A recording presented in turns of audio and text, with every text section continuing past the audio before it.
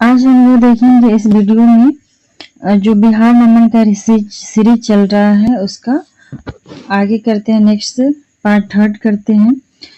Paper cutting है 7 मई 2024 का, इसको कंटिन्यू करते हैं। युगांडा के एन सुबुगा होंगे विश्व कप में सबसे उम्रदराज खिलाड़ी।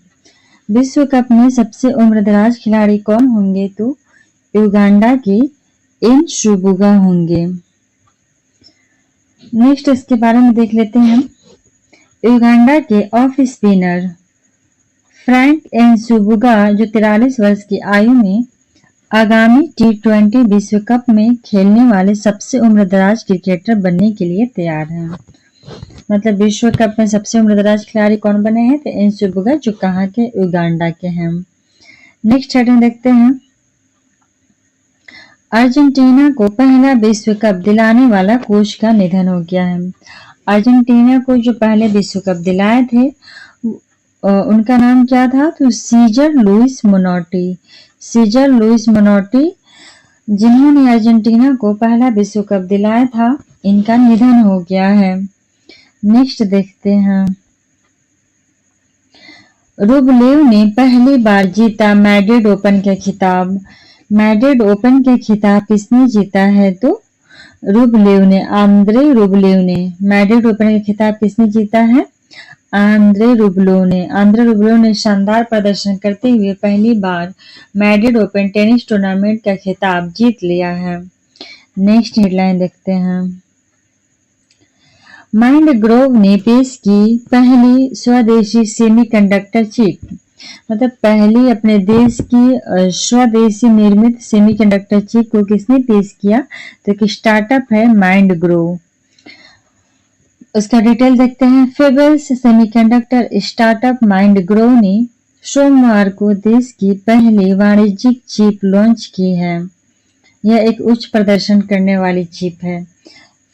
इन शॉर्ट कहें तो सेमीकंडक्टर चिप सबसे पहले कौन स्टार्ट करेगा? तो माइंडग्रोव। Next heading. दक्षिण चीन सागर को लेकर मुखर हो रहा भारत की नीति। ये रिपीटेड न्यूज है। दक्षिण चीन सागर को लेकर मुखर हो रहा है भारत की नीति। इसका डिटेल देख लेते हैं। LAC पर तनाव घटाने में चीन के अड़ियल रवैये को देख भारत के रुख में बदलाव हो गया है। दक्षिण चीन सागर को लेकर भारत की नीति भी ज्यादा मुखर होने लगी है। भारत की नौसेना की पूर्वी कमान के 3 पोत दक्षिण चीन सागर में तैनाती के लिए रवाना हो चुके हैं। तीनों पोत जो भारत से रवाना हुआ है दक्षिण चीन सागर के लिए, उनमें से पहला का क्या नाम था? तो नाम था INS दिल्ली, सेकेंड का नाम था INS शक्ति और थर्ड का नाम था INS Kiltan. INS Delhi, INS शक्ति और INS किल्टन, ये तीनों को कहाँ पे भेज दिया गया है? तो चीन के अड़ियल रवैये को देखते हुए दक्षिण चीन सागर में भारत के तरफ से तैनात किया गया। हम नेक्स्ट हेडिंग देखते हैं। मुख्यमंत्री नीतीश कुमार के नाम बना नया रिकॉर्ड, क्योंकि इन्होंने हाल ही में विधान परिषद का शपथ लिया। इनके साथ 11 नवनिर्वाचित MLC ने शपथ लिया है। मुख्यमंत्री नीतीश कुमार के साथ 11 नवनिर्वाचित MLC ने भी शपथ लिया है। बिहार की राजनीति में मुख्यमंत्री नीतीश कुमार के नाम मंगलवार को एक और नया रिकॉर्ड बन गया है। मुख्यमंत्री पद पर रहते उन्होंने चौथी बार विधान परिषद सदस्य बनने के लिए शपथ लिया है। तो कितनी बार उन्होंने विधान परिषद के सदस्य बना है? चौथी बार। और उनके साथ 11 सदस्यों ने भी शपथ लिया, जो क्या हो गया? अभी तक का रिकॉर्ड हो गया है। नेक्स्ट हेडिंग देखते हैं। कोल इंडिया ने सरकार को दिए 60,140 करोड़ रुपया। कोल इंडिया ने गवर्नमेंट को कितना रुपया दिया है? तो इन्होंने प्रॉफिट का 60,140 करोड़ रुपया दिया है। कोल इंडिया एक ऐसी कंपनी है, तो सार्वजनिक क्षेत्रीय कंपनी है। कोल इंडिया सार्वजनिक क्षेत्रीय कंपनी है जो भारत को 60,140 करोड़ रुपया दिया है। नेक्स्ट हेडिंग है हेडलाइन कि 2023-24 में निर्यात घटकर 15.23 करोड़ डॉलर रहा है। 2023-24 में खिलौना का निर्यात घटकर कितना हो गया है? तो 15.23 करोड़ डॉलर। वित्त वर्ष 2023-24 के दौरान भारत का खिलौना निर्यात मामूली घटकर $15.23 करोड़ हो गया है। अर्थात कि हमारा खिलौना निर्यात क्या हुआ है, घटा है, बढ़ने के बजाय घट गया है। और इसका रिपोर्ट किसने जारी किया, तो आर्थिक थिंक टैंक GTRI की रिपोर्ट के अनुसार, आर्थिक थिंक टैंक GTRI रिपोर्ट के अनुसार खिलौना निर्यात हमारा क्या हुआ है, घट गया, और घट के कितना हो गया, तो 15.23 करोड़। नेक्स्ट हेडिंग देखते हैं। पुतिन 5वीं बार बने रूसी राष्ट्रपति। पश्चिमी देशों ने उनके जब राष्ट्रपति समारोह हो रहा था तो उससे दूरी बनाई है। व्लादिमीर पुतिन 5वीं बार रूस के राष्ट्रपति बन गए हैं। क्रेमलिन में आयोजित समारोह में मंगलवार को पुतिन ने 6 साल के नए कार्यकाल के लिए पद की शपथ ली। भारत में 5 साल का होता है, जबकि रसिया में 6 साल का होता है, जिसका शपथ ग्रहण किए हैं व्लादिमीर पुतिन। और इनके शपथ समारोह से पश्चिमी देशों ने दूरी बनाई है। नेक्स्ट हेडिंग देखते हैं हम। 3 वर्षों में शुद्ध घरेलू बजट 9 लाख करोड़ रुपया घट गया है। पिछले 3 वर्षों में भारत का शुद्ध घरेलू बजट जो है, जो सेविंग होती है, वो कितना घट गया है, तो पहले के कंपेरिजन 9 लाख करोड़ रुपये की कमी देखी गई है। 3 सालों में शुद्ध घरेलू बजट 9 लाख करोड़ रुपया घटकर 2022-23 तक 14.16 लाख करोड़ रुपया रह गई है। मतलब 9 लाख करोड़ रुपया घट के अब कितना हो गया है, तो 14.16 लाख करोड़। जबकि वहीं 2020-21 में शुद्ध घरेलू बजट कितना था, तो 23.29, लेकिन 9 लाख करोड़ घट गया है, तब हो गया 14.16 लाख करोड़। जबकि म्यूचुअल फंड में 2022-23 में 3 गुना बढ़ गया है, 1.79 लाख करोड़ हो गया है। अर्थात ये शुद्ध घरेलू बजट घटा है और म्यूचुअल फंड में क्या हुई है, बढ़ोतरी हुई है। नेक्स्ट हेडिंग देखते हैं। 5 राज्य अपनाएंगे बिहार का मौसम पूर्वानुमान मॉडल। बिहार में जो मौसम पूर्वानुमान का मैसेज आ जाता है हर व्यक्ति के फोन पे, इस मॉडल को अपनाएंगे भारत की 5 राज्य। इन 5 राज्यों में कौन है, तो देख लेते हैं। पहला है राजस्थान, यूपी, झारखंड, उड़ीसा और तमिलनाडु। राजस्थान, यूपी, झारखंड, उड़ीसा और तमिलनाडु, ये 5 राज्य हैं जो बिहार के मौसम पूर्वानुमान को अपनाएंगे। नेक्स्ट हेडिंग देखते हैं। बिहार में इस वर्ष 5 लाख मिट्टी के नमूनों की होगी जांच। तो बिहार में 5 लाख मिट्टी के नमूनों को लेकर के क्या होगी, जांच की जाएगी। डिटेल देखते हैं। राज्य में इस साल 5 लाख मिट्टी के नमूनों की जांच का लक्ष्य रखा गया है। पिछले साल की तुलना में यह 60% ज्यादा है। सबसे अधिक पूर्वी चंपारण में 25,300 मिट्टी नमूने की जांच होनी है। ये इम्पोर्टेंट है कि सबसे ज्यादा जो मिट्टी की जांच होगी कहाँ पे होगी, तो पूर्वी चंपारण में होगी, 25,300 मिट्टी। और अभी पूरा बिहार में 5 लाख नमूनों पे जांच करनी है। और जिला दिया है कि कौन सा जिला का कितना लक्ष्य है, तो पूरा आंकड़ा है, इसका कोई मतलब नहीं है। 38 जिलों के साथ ही 9 चलंत मिट्टी जांच प्रयोगशाला है अभी राज्य में। अभी 38 जिलों में कितने राज्यों में मिट्टी जांच प्रयोगशाला है, तो मात्र 9 में है, जो अभी क्या है, यूज में है। तो मात्र 9 राज्यों में मिट्टी जांच का प्रयोग किया प्रयोगशाला है। चलिए नेक्स्ट हेडिंग देखते हैं। थाईलैंड में ब्लेड जैसे दांतों वाली सांप की प्रजाति मिली है। उनके दांत ब्लेड जैसे रहेंगे, ऐसे सांप कहाँ मिले हैं, तो थाईलैंड में मिले हैं। डिटेल देख लेते हैं। अब तक जमीन पर सरकता हुआ सांप दिखना सामान्य बात थी, लेकिन थाईलैंड में ऊंचे पहाड़ों पर तेजी से सीधी चढ़ाई करने वाले सांप की दुर्लभ प्रजाति मिली है और इनके जो दांत होते हैं वो कैसे होते हैं, ब्लेड के समान होते हैं। नेक्स्ट हेडिंग देखते हैं। एस्ट्राजेनेका ने दुनिया भर से कोरोना टीका वापस मंगाए हैं। एस्ट्राजेनेका जो कंपनी थी अपना वैक्सीन क्या कर लिया, दुनिया भर से वापस मंगा लिया है। दुनिया भर में कोरोना महामारी के दौरान लोगों को टीके मुहैया कराने वाली ब्रिटेन की प्रमुख फार्मा कंपनी एस्ट्राजेनेका अब अपने कोरोना के टीकों को वापस मंगा रही है। कंपनी ने कहा टीके का दुष्प्रभाव वजह नहीं है। कंपनी के अनुसार दुनिया भर में 3 अरब से अधिक डोज की आपूर्ति की गई। टीके को वापस लेने का निर्णय इसके दुष्प्रभावों का हाल के अदालती मामलों से जुड़ा नहीं है, बल्कि भारत में कोविड टीकों की 220 करोड़ से अधिक खुराकें दी गई, उनमें से अधिकांश कोविशील्ड। चलिए नेक्स्ट हेडिंग देखते हैं। नेक्स्ट हेडिंग क्या है, ये तो ऐसे हो गया। बिहार के बॉबी का चयन भारतीय सेपक टाकरा टीम। इसका थोड़ा सा देख लेते हैं शॉर्ट में डिटेल क्या दिया। आल बिहार संपर्क टाकरा संघ के सेक्रेटरी विजय कुमार शर्मा ने बताया है कि आगामी 16 से 26 मई तक कोलालमपुर मलेशिया में आयोजित विश्व कप 2024 में बिहार के सेवक टाकरा खिलाड़ी जो बॉबी कुमार का चयन भारतीय सेवक टाकरा विश्व टीम में हुआ है।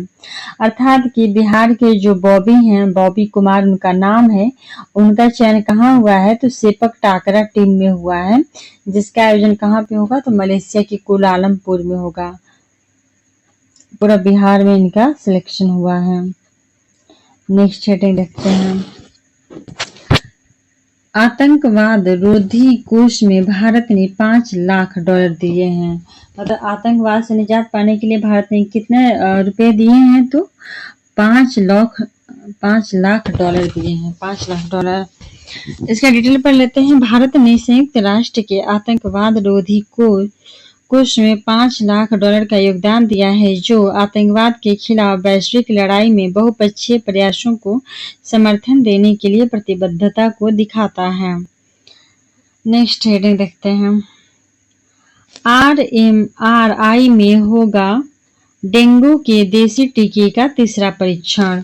डेंगू के देसी टीके का तीसरा परीक्षण कहाँ होगा तो RMRI में होगा। इसका डिटेल थोड़ा देखते हैं।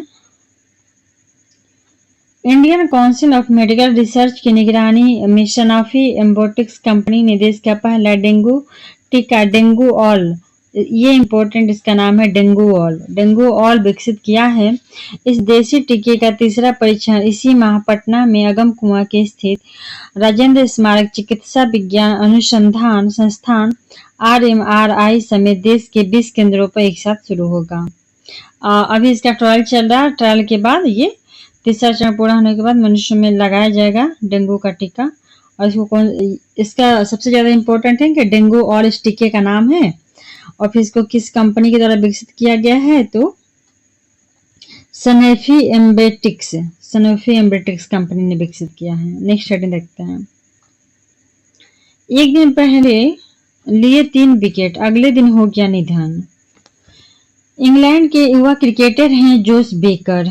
उनका क्या नाम है? जोश बेकर हैं, जो कहाँ के हैं तो इंग्लैंड के क्रिकेटर हैं। इनका मात्र 20 वर्ष की आयु में ही आकस्मिक निधन हो गया है। आश्चर्य की बात यह है कि बाएं हाथ के स्पिनर ने एक दिन पहले ही बुमग्रू में समरसेट के विरुद्ध 3 विकेट चटकाए थे और आकस्मिक इनका निधन हो गया। नेक्स्ट हेडिंग देखते हैं।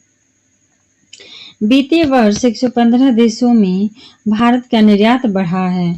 बीते वर्ष 115 देशों में भारत का क्या हुआ? निर्यात पहले का अपेक्षा बढ़ गया है। डिटेल देखते हैं। वैश्विक आर्थिक अनिश्चितताओं के बावजूद 2023-24 के दौरान कुल 238 गंतव्यों में से 115 देशों में भारत का निर्यात बढ़ा है। जिन 115 देशों में निर्यात बढ़ा है वह निर्यात बास्केट का 46.5% हिस्सा है, और इसमें अमेरिका, UAE, नीदरलैंड, चीन, ब्रिटेन, सऊदी अरब, सिंगापुर, बांग्लादेश, जर्मनी, इटली इत्यादि शामिल हैं। नेक्स्ट हेडिंग देखते हैं। कुल मिला के उसका क्या था कि 115 देशों में भारत का निर्यात बढ़ा। नेक्स्ट हेडिंग है। गोल्ड लोन में 20,000 से ज्यादा की नकदी नहीं दें NBFC। मतलब गोल्ड लोन जो मिलता है ना, उसमें 20,000 से ज्यादा नकदी नहीं देना है NBFC को। इसका डिटेल है। RBI ने अब गोल्ड लोन को लेकर सख्ती की है। केंद्रीय बैंक ने सभी गैर बैंकिंग वित्तीय कंपनियों NBFC से कहा है कि वह आयकर कानूनों के तहत उपभोक्ताओं को गोल्ड लोन में 20,000 रुपए से ज्यादा की नकदी नहीं दें। RBI ने इस सप्ताह की शुरुआत में गोल्ड लोन देने वाले और माइक्रो फाइनेंस इकाइयों को एडवाइजरी जारी करके आयकर अधिनियम की धारा 269 SS का पालन करने के लिए कहा था। चलिए नेक्स्ट। कुल मिला के NBFC जो गैर बैंकिंग है उनको क्या करना है, 20,000 से ज्यादा गोल्ड लोन नहीं देना है। नेक्स्ट हेडिंग, रिकॉर्ड मुनाफे से सरकारी बैंक मालामाल। डिटेल देख लेते हैं इसको। 2023-24 के दौरान एसबीआई का शुद्ध लाभ 61,077 करोड़ रुपये था। 2023-24 के एसबीआई का शुद्ध लाभ कितना हुआ है, तो 61,077 करोड़ रुपया हुआ है। और पीएनबी का लाभ 8,245 करोड़ रुपया हो गया। और कैनरा बैंक का शुद्ध मुनाफा 14,544। कुल मिलाकर सभी बैंकों का क्या हो रहा है, मुनाफा ही हो रहा है। एसबीआई का लाभ 21%, तो पीएनबी का शुद्ध मुनाफा 229% बढ़ा है। पीएनबी का तो सबसे ज्यादा शुद्ध मुनाफा बढ़ा है 229%, जबकि एसबीआई का 21% बढ़ा है। नेक्स्ट, ब्रह्मोस मिसाइल में अब इस्तेमाल होगा स्वदेशी ईंधन। जो ब्रह्मोस मिसाइल है उसमें किसका इस्तेमाल होगा, तो स्वदेशी ईंधन का इस्तेमाल होगा। रक्षा अनुसंधान एवं विकास संगठन डीआरडीओ की इकाई रक्षा सामग्री और भंडार अनुसंधान और विकास प्रतिष्ठान डीएमएसआरडीई कानपुर के अनुसार वैज्ञानिकों ने रक्षा क्षेत्र में देश को एक कदम और आगे बढ़ा दिया है। यहाँ के विज्ञानियों का ब्रह्मोस जो सुपरसोनिक मिसाइल है और हाइपरसोनिक मिसाइल है, इनमें लगने वाले जो रामजेट इंजन के लिए स्वदेशी ईंधन पर किया अनुसंधान सफल हो गया है। मतलब इसमें जो इंजन लगता है ना, रामजेट इंजन, जो भी ब्रह्मोस में सुपरसोनिक या हाइपरसोनिक मिसाइल में, उसके लिए जो ईंधन तैयार किया जाता है वो स्वदेशी रूप से परीक्षण हुआ था, वो सफल हो गया है।